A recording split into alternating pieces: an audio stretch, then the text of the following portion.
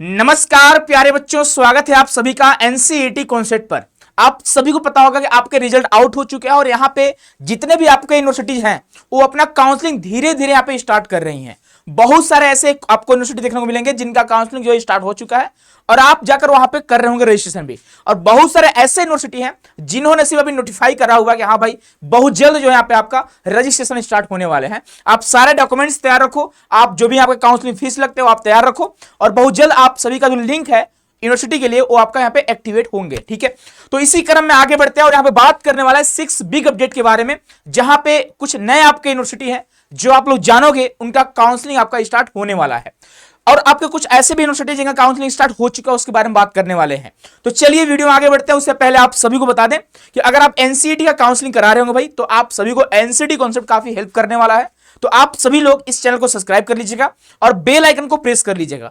बाकी देखो भाई, आप सभी लोग अगर एनसीईटी कॉन्सेप्ट से अपना रिजल्ट का सेलिब्रेशन करना चाहते हैं या फिर आप चाहते हो भाई आपको एक सटीक एनालिसिस मिले, आपको कट ऑफ का एक सटीक आपको एनालिसिस मिले, तो आप सभी लोग क्यूआर कोड को स्कैन करके आप यहाँ पे गूगल फॉर्म जरूर भर दीजिएगा। इसके अलावा टेलीग्राम चैनल आप लोग ज्वाइन कर लीजिएगा। टेलीग्राम चैनल का नाम है एनसीईटी कॉन्सेप्ट। ठीक है, आप में से जितने भी स्टूडेंट काउंसलिंग करा रहे हो भाई एनसीईटी के लिए, तो एनसीईटी कॉन्सेप्ट के नाम से हमारा टेलीग्राम चैनल, आप इसको ज्वाइन कर लीजिएगा। ठीक है, ये सारे आपको गूगल फॉर्म का लिंक वहां मिल जाएंगे और सारे इंफॉर्मेशन, सारे अपडेट आपको टेलीग्राम पे मिल जाएंगे। तो चलिए स्टार्ट करते हैं। सबसे पहला अपडेट आप सभी को यहाँ पे दिख रहा होगा, बहुत सारे बच्चे परेशान थे हिमाचल प्रदेश यूनिवर्सिटी को लेकर।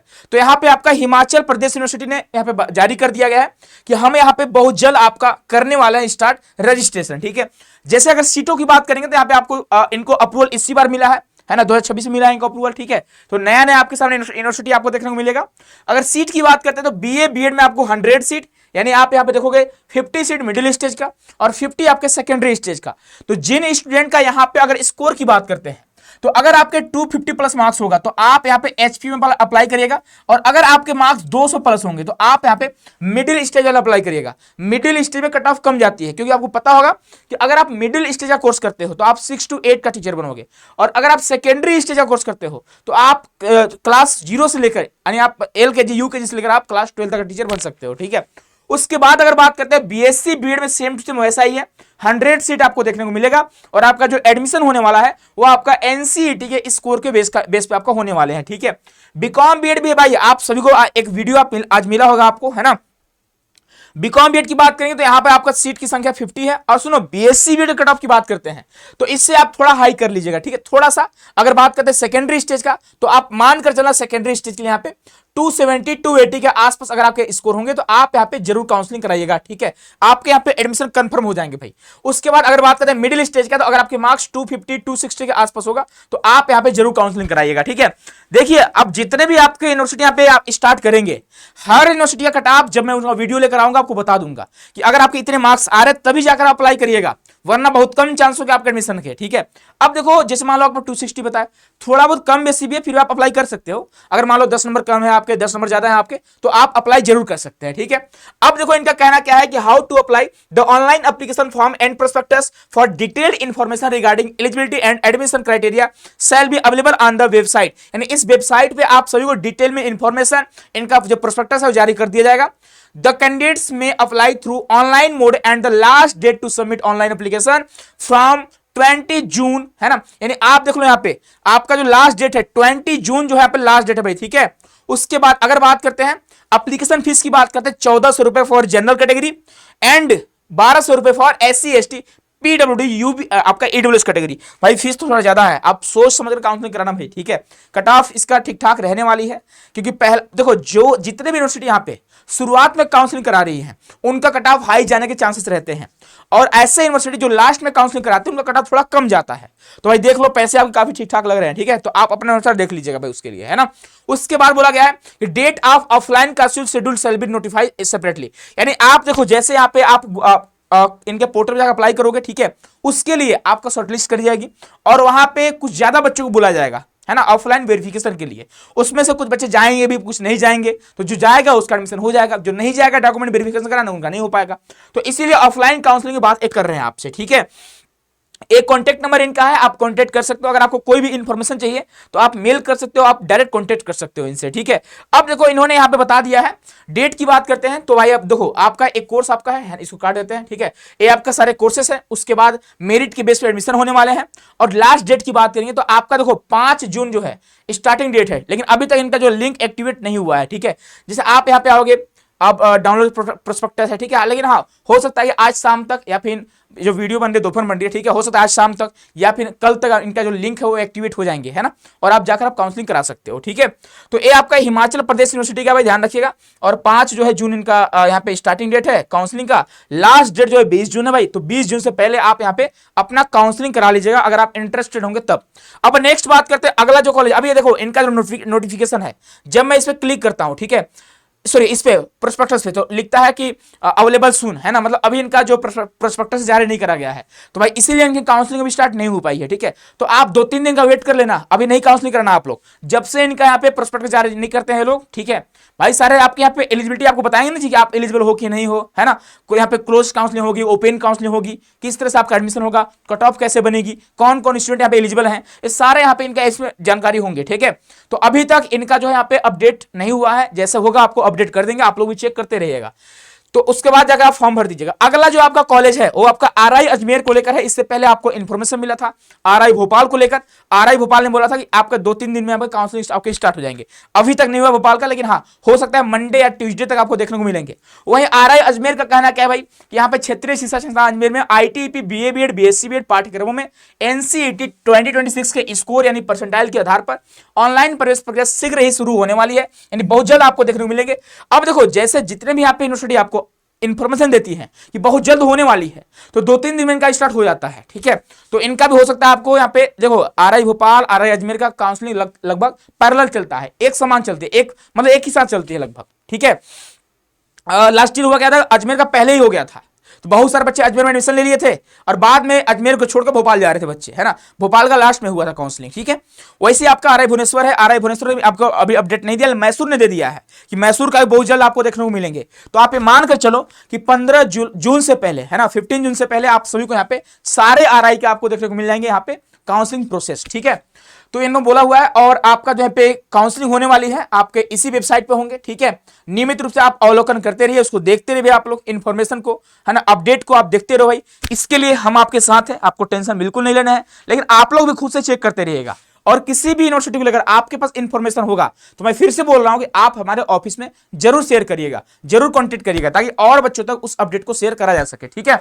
तो वही सारे आपके इंफॉर्मेशन है। और अगर बात करते हैं हेल्पलाइन नंबर का, आपके पास दिया है, टाइमिंग भी दिया है, तो आप देखो भाई आप इसको देख सकते हो, ठीक है।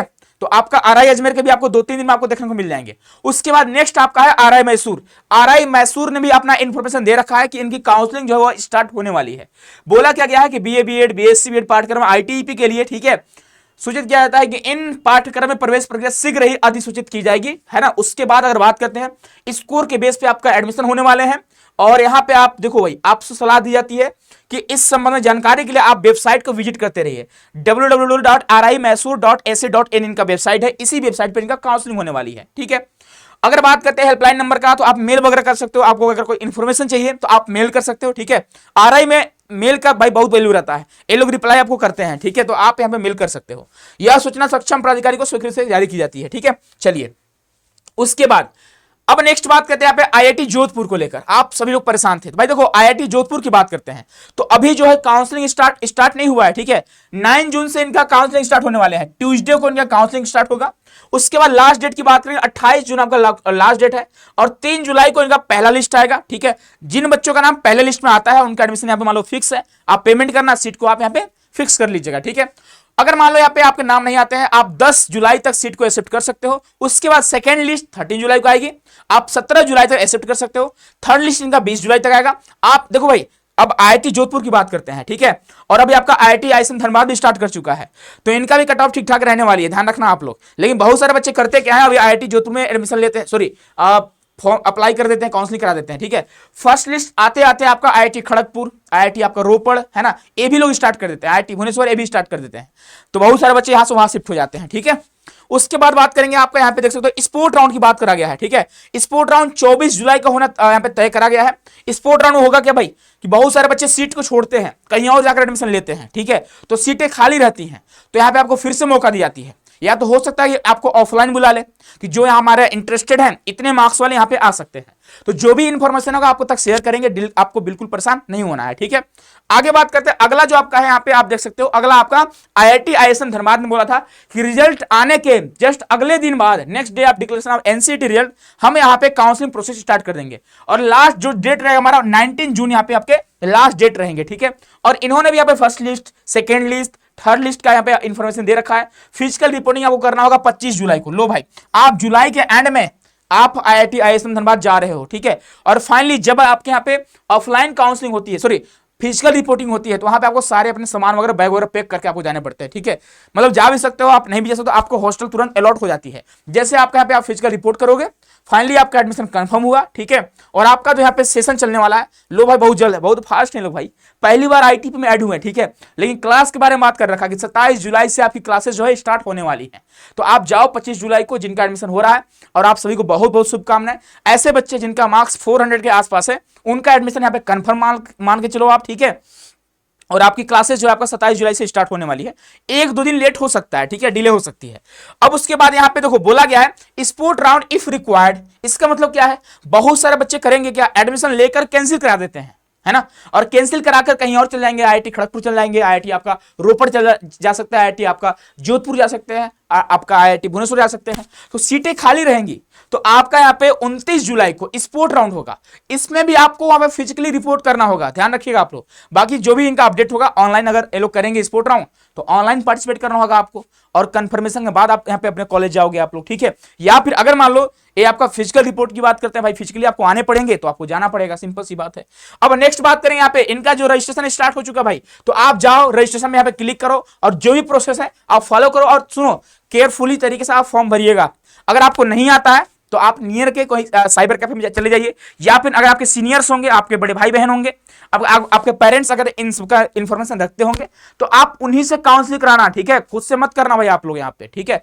अन्यथा हो सकता है कि आपके अच्छे मार्क्स होने के बावजूद भी आपका एडमिशन ना हो पाए।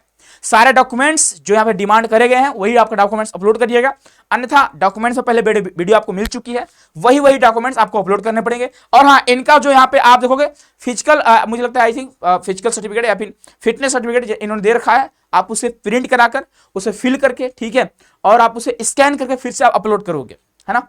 तो जो भी आप डिमांड कर रहे हैं भाई, आप उसको अच्छे से देख लीजिएगा। बाकी अगर आपको कोई दिक्कत होगा तो आपके लिए हम लोग हैं, आपको टेंशन नहीं लेना है, ठीक है। अब यहाँ पे नेक्स्ट आपका जो है NIT कालीकट ने भी भाई देखो फर्स्ट NIT आपका है जिन्होंने अपना जो है रजिस्ट्रेशन यहाँ पे पहला अपडेट दिया रजिस्ट्रेशन पे, ठीक है। तो सिंपल सी बात है, जो NIT पहले बोलेगी उनका कट ऑफ हाई जाएगा। अब देखो यहाँ पे जालंधर का अलग लेवल है, ठीक है, उसको आप अलग छोड़ दो। कैलिकट हो गया आपका, वारंगल हो गया आपका, है ना, त्रिची हो गया, पौंडीचेरी हो गया, अगरतला हो गया। तो इनमें से जितने भी NIT, आपको 5 NIT बता दिए जालंधर को छोड़कर, ठीक है। तो 5 NIT में जो पहले NIT है, जो पहले आप काउंसलिंग स्टार्ट करिए, उनका कट ऑफ हाई जाता है। कालीकट की बात करते हैं, आप फीस भी देख लेना आप लोग थोड़ा, ठीक है। बिना फीस देखे NIT में एडमिशन मत लेना, वरना हो सके कि आपका काउंसलिंग का फीस भी यहाँ पे वेस्ट हो जाएंगे आपके, ठीक है। काउंसलिंग का जो फीस होता है वो नॉन रिफंडेबल होता है, रिफंड नहीं करे जाते हैं, तो इस बात का ध्यान रखिएगा आप लोग। तो अगर बात करते हैं NIT कालीकट का, तो पहली बात इनका जो ओवरऑल फीस आपको दिख रहा होगा, अभी डिटेल फीस की बात करेंगे यहाँ पे, ठीक है। तो भाई ये आपका ईयरली फीस है, ध्यान रखना आप लोग। Institute fee at the time of admission आपको देने पड़ेंगे for general category EWS OBC NCL PWD आपका 1,40,000 रुपए। देख लो भाई आप लोग, ठीक है, देख लो आप लोग, है ना। ट्यूशन फी आपका 62,000 रुपए है। वन टाइम फी आपको देने पड़ता है एडमिशन के टाइम 64,000 रुपए, ठीक है। उसके बाद SC ST कैटेगरी की बात करते हैं तो ट्यूशन फी आपका नहीं लगता है यहाँ पे, है ना, आपको 77,800 रुपए देने पड़ते हैं। इसी को डिटेल में देखेंगे, उससे पहले हम यहाँ पे देखते हैं इन्फॉर्मेशन को। क्या है इन्फॉर्मेशन, 5 जून को इन्फॉर्मेशन आया हुआ है कि यहाँ पे ऑनलाइन एप्लीकेशन पोर्टल जो स्टार्ट होने जा रही है, ठीक है।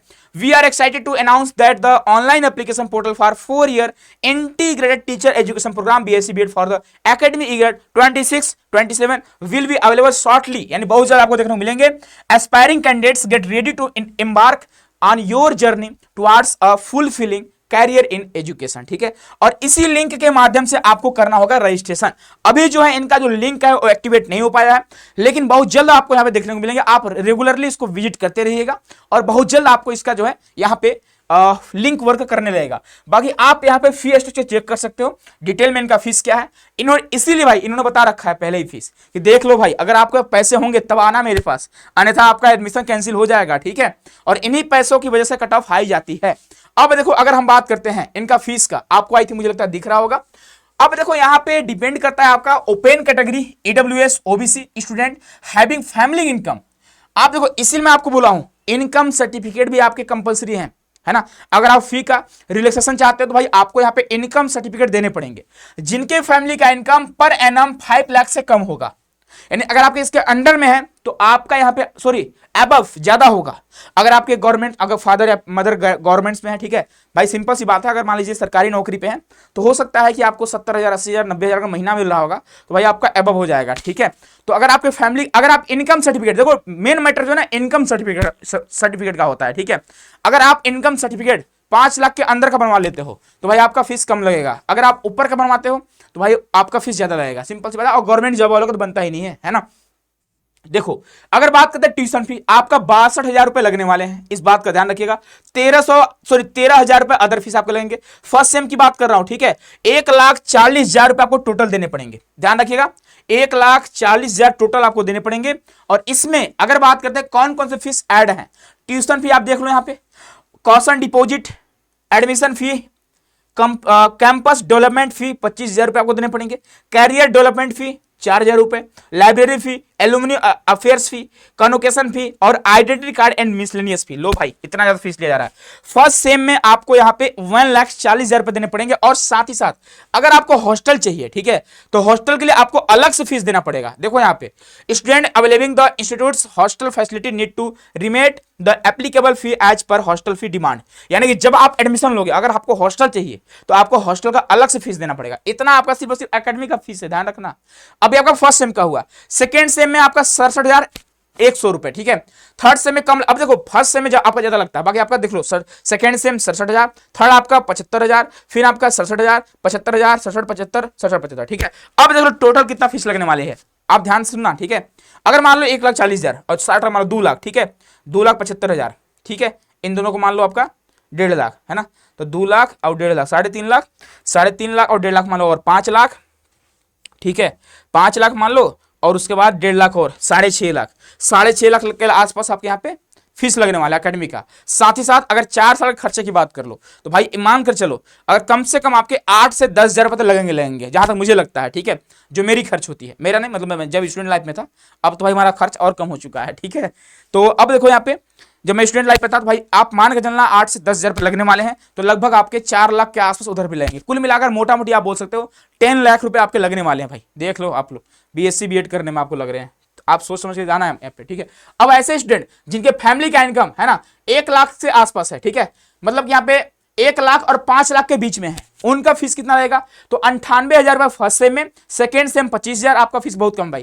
थर्ड 34,000, 25,000, 34,000, 25,000, बहुत कम फीस है, ठीक है। अगर जिनके फैमिली का इनकम, जिनके पेरेंट्स यहाँ पे गवर्नमेंट जॉब में नहीं है, जब मेरे पेरेंट्स नहीं थे तो मेरा फीस यही लगने वाला था, ठीक है। मैं तो इससे कम ही बनवा लेता हूँ, इससे कम ही मेरा बन जाता है ना, क्योंकि हम लोग का जो फैमिली इनकम कुछ है ही नहीं, ठीक है। तो यहाँ पे आप देख सकते हो ये आपका फीस रहने वाली है, आप इसको देख लीजिएगा। हॉस्टल फीस आपका अलग से लगेगा, मेस का चार्ज आपका अलग से लगेगा। ये आपके ऐसे स्टूडेंट है जो एससी एसटी कैटेगरी से आते हैं, आपका ट्यूशन फी नहीं लगता है, ट्यूशन फी नहीं लगता है भाई। देखो ओपन, ईडब्ल्यूएस, ओबीसी वाले बच्चे जिनके फैमिली का इनकम 1 लाख से कम है, उनका ट्यूशन फी नहीं लगेगा। और all SC ST candidate, PWD candidate, इनका कोई ट्यूशन फी नहीं लगता है। तो फर्स्ट सेम 77,000, सेकेंड 4,600, लो भाई 13,000, 4,600, बहुत कम फीस है भाई एससी एसटी वाले बच्चे का और पीडब्ल्यूडी कैटेगरी वाले बच्चों का, ठीक है। तो ये आपका एकेडमी का फीस रखना है आपको, और मैं इसीलिए आपको डिटेल बता दिया ताकि भाई आपको सारी दिक्कत हो। ये आपका हॉस्टल का फीस है, आप हॉस्टल का फीस भी देख सकते हो भाई, ठीक है। ये आप हॉस्टल का फीस देख सकते हो। अगर बात करते हैं यहाँ पे यूजी प्रोग्राम का, आपका यूजी में ही आता है आपका, ठीक है। ये आपका नहीं है, आपका यूजी में ही आपका यहाँ पे आईटीपी कोर्स आती है। तो ये आपका हॉस्टल का फीस 25,500 रुपए लगने वाले हैं, ठीक है। 1 टाइम आपको देने पड़ेंगे, है ना। उसके बाद अगर बात करते हैं यहाँ पे, ये आपका 50,000 मेस का चार्ज है आपका, ठीक है। तो आप इसको देख लीजिएगा यहाँ पे, mess advance for first sem, है ना। हॉस्टल सीट रेंट फीस आपको 12,000 देने पड़ते हैं। नॉन रिफंडेबल फीस आपको देना पड़ता है 13,000 रुपए, ठीक है। तो भाई इस तरह से आपको फीस देने पड़ते हैं। टोटल 25,000 रुपए टोटल आपके यहाँ पे लगते हैं भाई, ठीक है। सिर्फ 50,000 के आसपास। आप इसको देखिए, मेस का चार्ज आपका अलग से लगता है। भाई देखो खर्चा बहुत है, आप एक बार देख लीजिएगा अच्छे से, तब जाकर आप एनआईटी कलिकट में और एडमिशन का सोचिएगा आप लोग, ठीक है। बाकी और भी पीजी वाले बच्चों का है, ठीक है। तो आई होप कि आप सभी को यह समझ में आ चुका होगा। इसी तरह का अपडेट आपको लगातार मिलते रहेंगे, आपको बिल्कुल परेशान नहीं होना है, ठीक है। और आप क्या अपडेट चाहते हो, किस कंटेंट पे वीडियो चाहते हो, कैसा वीडियो चाहते हो, आप कमेंट करिएगा, मैं आपका कमेंट पढ़ूंगा। और जो भी आपको वीडियो चाहिए होगा वो वीडियो आपको, हर तरह का वीडियो यहाँ से मिल जाएंगे आपको, ठीक है। जिस भी यूनिवर्सिटी का आपको इन्फॉर्मेशन चाहिए उस यूनिवर्सिटी का आपको यहाँ पे इन्फॉर्मेशन मिल जाएंगे, ठीक है। तो परेशान नहीं होना है, मिलते हैं अगले सेशन में, अपना ख्याल रखिएगा। बहुत बहुत धन्यवाद, बहुत सारा प्यार।